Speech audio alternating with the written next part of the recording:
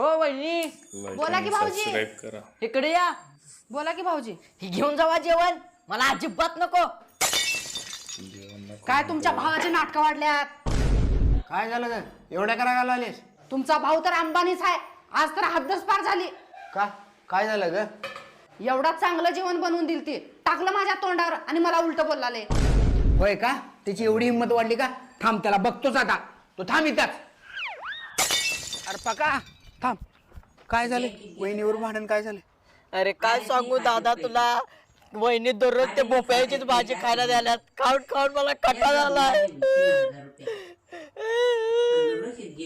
Tension घेऊ नको. मी पण रोज तेच खातो की. मला पण कंटाळा आला रे. वैताग आला भोपळ्याची भाजी खाऊन खाऊन. एक काम कर तू.